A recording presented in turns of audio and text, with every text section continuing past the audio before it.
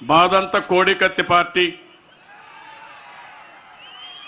కోడికత్తి జరిగితే నాకే సంబంధం అడుగుతున్నా.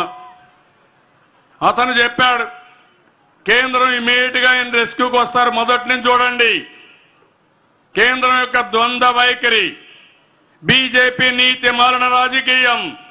మనతో పొత్తు పెట్టుకుని ప్రెసిడెంట్ వైస్ ప్రెసిడెంట్ ఎలక్షన్ లో వాళ్ళ సహకారాన్ని తీసుకుని సిబిఐ కేసుని ముందుకు పోనేకుండా అందులో అవినీతిని ఎస్టాబ్లిష్ చేస్తామని చెప్తూనే కావాలని అడ్డుపడి కాపాడే పరిస్థితికి వచ్చారు. సిబిఐ జగన్మోహన్ రెడ్డి గారి మెడ మీద పెట్టి కేంద్రం రాజకీయ లబ్ధి పొందాలని ప్రయత్నం చేసే పరిస్థితికి వచ్చారు.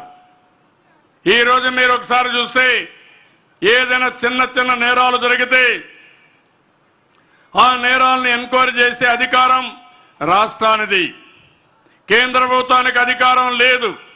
లా అండ్ ఆర్డర్ మన సబ్జెక్ట్ ఇది. ఈ లా అండ్ ఆర్డర్ను కూడా మేమే తీసుకుంటామని ఏకపక్షంగా కోడికత్తి కేసు పైన కూడా ఎన్ఐఏ ఎంక్వైరీ చేశారు. నేను అడుగుతున్నా, మీకెక్కడ అధికారం ఉందని అడుగుతున్నాను. మా మీద నమ్మకం లేదని కోర్టుకు పోయారు. కోర్టు ఇస్తే నాకేం అబ్జెక్షన్ లేదు, ఏ ఏజెన్సీకి ఇచ్చినా బాధ లేదు, అందులో ఏమీ లేదు కాబట్టి. కానీ కేంద్రం మీకు లేని అధికారాన్ని ఏ విధంగా తీసుకుంటారు? మా నాయకుడు చెప్పింది అది. తెలుగు వారి ఆత్మగౌరవంతో పోరాడిన పార్టీ అదే. మరి రాష్ట్ర హక్కుల్ని ఎవరు అపహరించినా, ఎవరు కావాలని దెబ్బతీయాలన్నా రాజీ లేని పోరాటం చేస్తాం. అది మా నాయకుడు నేర్పించిన, మా నాయకుడిచ్చిన స్ఫూర్తి అని చెప్పి కూడా నేను మీకు తెలియజేస్తున్నా.